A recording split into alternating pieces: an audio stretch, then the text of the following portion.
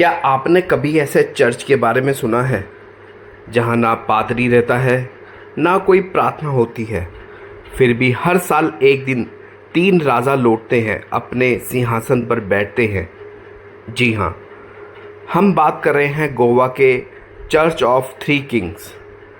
एक ऐसी पहाड़ी पर स्थित चर्च जहाँ सूरज ढलते ही रूहें जाग उठती हैं, जहाँ हवा में प्रेतों की फुसफुसाहट है और जहाँ हर साल एक तारीख लोगों के रोंगटे खड़े कर देती है। 6 जनवरी। कहते हैं तीन राजाओं ने एक दूसरे का खून किया और अब उनकी आत्माएं इस चर्च से बन चुकी हैं। जो भी उनकी गद्दी छूने की कोशिश करता है वो या तो पागल हो जाता है या फिर कभी लौटकर नहीं आता। इस चर्च के दरवाजे अब भी खुले हैं, पर सवाल ये है, क्या आप उनके दरबार में जाने की हिम्मत रखते हैं? चलिए आज आपको ले चलते हैं गोवा के उस शापित चर्च के रहस्यमय दहलीज पर, जहां डर सिर्फ महसूस नहीं होता, वो आपको घूरता है। कहानी मंगल में आपका स्वागत है, जहां हर रोज़ मिलती है एक ऐसी सच्ची दहशत जो आपकी नींद उड़ा देगी। तो सुनिए चर्च ऑफ थ्री किंग्स का खौफनाक रहस्य और तय कीजिए, डर सिर्फ कहानियों में होता है या फिर हकीकत में भी। गोवा की हवा में कुछ तो है। दिन में यह जगह एक स्वर्ग लगती है। समंदर की लहरें, नारियल के पेड़ों की सरसराहट और दूर दूर तक फैली हुई हरियाली। लेकिन जब सूरज ढलता है तो कुछ जगहें ऐसी भी हैं जो इस स्वर्ग को नर्क में बदल देती हैं। चर्च ऑफ थ्री किंग्स नाम सुनकर किसी राजसी इमारत की छवि बनती है, लेकिन सच्चाई से कहीं ज़्यादा डरावनी है। गोवा के कवेलम गांव में स्थित यह चर्च अपने अंदर सदियों पुराने रक्त और विश्वासघात की कहानी समेटे हुए है। कहा जाता है आज भी 3 आत्माएं इस चर्च में मौजूद हैं और हर साल 6 जनवरी को वो वापस लौटती हैं अपनी गद्दी पर बैठने। 16वीं शताब्दी में पुर्तगालियों ने जब गोवा को अपने उपनिवेश में बदला तो साथ लाए अपनी आस्था, अपनी वास्तुकला और अपने संघर्ष। चर्च ऑफ थ्री किंग्स का निर्माण हुआ एक ऐसी पहाड़ी पर जहां से आसपास के पूरे गांव पर नज़र रखी जा सके। लेकिन यह चर्च सामान्य नहीं था। यह उन 3 पुर्तगाली राजाओं की याद में बनाया गया जिन्होंने गोवा के एक छोटे क्षेत्र पर अपनी हुकूमत स्थापित करने के लिए एक दूसरे का खून बहा था। चर्च के पीछे मौजूद 3 कब्रें आज भी इसे काले इतिहास की गवाह हैं। राजा फर्नांडो, राजा जोस और राजा रुई तीनों गोवा के इस क्षेत्र पर दावा करते थे। चर्च की पहाड़ी पर अक्सर इनकी मीटिंग होती थी, परंतु कोई नतीजा नहीं निकलता था। जल्द ही राजनीति ने युद्ध का रूप ले लिया। राजा रुई सबसे महत्वाकांक्षी था। एक दिन उसने भोज का आयोजन किया जिसमें बाकी 2 राजाओं को बुलाया। वाइन में जहर मिलाया गया, दोनों मरे और उसी शाम गांव वालों ने राजा रुई को जिंदा जला दिया। कहते हैं मरने से पहले राजा रुई ने शपथ ली थी, हम तीनों लौटेंगे और यह चर्च हमेशा हमारा रहेगा। 6 जनवरी 1599 जिस दिन तीनों मरे थे, वो दिन अब भी गांव में अंधेरी रात एक नाम से जाना जाता है। हर साल इस तारीख को चर्च में अजीब घटनाएं होने लगती हैं। दरवाजे अपने आप खुलते हैं, चर्च की घंटी बिना किसी के छुए बजती है, एक कुर्सी पर 3 परछाइयाँ नजर आती हैं। स्थानीय लोग इस दिन चर्च से दूर रहते हैं। चर्च के पीछे बनी 3 कब्रें आज भी वहाँ हैं, उन्हें कोई छूता नहीं। 1977 में उन्हें आर्कोलॉजिकल सर्वे को इंडिया ने उन्हें खोदने की कोशिश की। खुदाई शुरू होते ही मजदूरों को तेज बुखार आ गया। एक की तो वहीं मौत हो गई। रात में गांव वालों ने चर्च से निकलने 3 अलग अलग आवाज़ें सुनी। पुर्तगाली भाषा में आज भी कोई उस आवाज़ को अनुवाद नहीं कर पाता।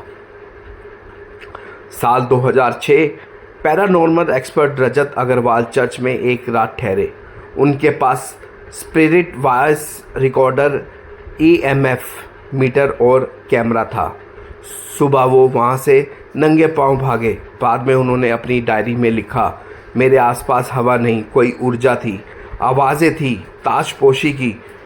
कोई कह रहा था तुम हमारे सिंहासन पर क्यों हो? मैंने जीवन में पहली बार भय महसूस किया। रूह तक कांप उठी थी। उनका कैमरा हमेशा के लिए ख़राब हो गया और रिकॉर्डर से बस एक ही लाइन मिली, यह चर्च हमारा है और हमेशा हमारा ही रहेगा। 2010 में एक बच्चा चर्च के पास खेलते खेलते गायब हो गया। कई दिनों तक खोजबीन के बाद भी कोई सुराग नहीं मिला। तभी गांव की एक लड़की ने बताया कि उसने रात में चर्च के भीतर बच्चा लिया हुआ देखा था और उस आकृति के पैर जमीन से 1 इंच ऊपर थे। लड़की अगले ही दिन लापता हो गई। आज तक दोनों का कोई पता नहीं चला है। चर्च ऑफ थ्री किंग्स में वर्षों से कोई पादरी नहीं है। कई बार चर्च को फिर से खोलने की कोशिश हुई, पर जो भी पादरी वहाँ एक रात रुकने गया या तो मानसिक रूप से अस्वस्थ हो गया या आत्महत्या कर ली। एक पादरी ने अंतिम संदेश छोड़ा, यह स्थान शापित है, यहाँ ना तो प्रभु की उपस्थिति है और ना ही इंसानों की जगह, बस 3 सिंहासन है और 3 शासक। कुछ यूट्यूबर और घोस्ट हंटर्स ने चर्च में शूटिंग की कोशिश की। उनमें से कुछ ने यह दावा किया, कैमरे में सफ़ेद वस्त्रों में 3 आकृतियां नजर आई। चर्च की दीवारों पर अचानक जलते हुए निशान दिखाई दिए। एक वीडियो में बैकग्राउंड में पुर्तगाली भाषा में एक भजन चल रहा था, जबकि वहाँ कोई नहीं था। लेकिन वीडियो कुछ दिनों बाद यूट्यूब से गायब हो गया। गांव वाले मानते हैं कि अगर साल में एक बार तीनों आत्माओं के लिए मोमबत्तियां ना जलाई जाए तो पूरे गांव को पर प्रेत छाया मंडराने लगती है। इसलिए हर साल 6 जनवरी को एक विशेष मोमबत्ती उत्सव होता है, मगर चर्च के भीतर कोई नहीं होता। मोमबत्तियां चर्च के दरवाजे तक रख दी जाती हैं। आज भी गूगल मैप पर चर्च ऑफ थ्री किंग्स की लोकेशन पर हंटेड टैग दिखता है। यह चर्च अब एक पर्यटन स्थल के रूप में जाना जाता है, लेकिन स्थानीय गाइड शाम 6 बजे के बाद वहां जाने से मना करते हैं। कुछ लोग इसे अंधविश्वास मानते हैं, पर जो वहां गए उनकी आंखों में आज भी डर ताज़ा है। चर्च ऑफ थ्री किंग्स कोई कहानी नहीं, एक चेतावनी है। यह जगह बताती है कि लालच, हत्या और विश्वासघात आत्माओं को भी बंधन में बांध सकते हैं, और जब आत्माएं अपनी गति छोड़ने को तैयार ना हों तो वहाँ इंसानों का रहना मना है।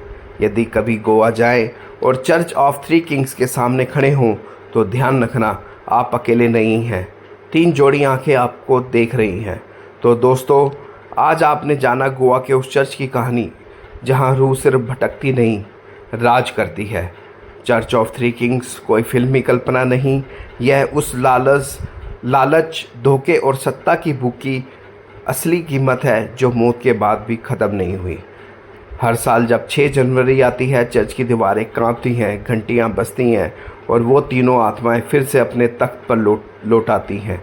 इस एपिसोड को सुनने के बाद क्या आप कभी गोवा जाएं तो उस चर्च तक जाएंगे या सिर्फ दूर से उसकी तरफ देखने की हिम्मत करेंगे? याद रखिए, कुछ दरवाजे अगर सालों से बंद हैं तो हो सकता है वो इंसानों के लिए बंद नहीं, रूहों के लिए खुले हों। कहानी मंगल में आज का सफ़र यहीं ख़त्म होता है, लेकिन डर की यह दहलीज अब भी आपके साथ है। मिलेंगे कल से एक नई, सच्ची और भयानक कहानी के साथ। तब तक याद रखिए, कहीं कुछ ऐसा भी है जिसे आप देख नहीं सकते, पर वो आपको देख रहा है। सावधान रहिए और डरते रहिए, क्योंकि ये है कहानी मंगल चैनल। मिलेंगे नई वीडियो में, तब तक के लिए धन्यवाद।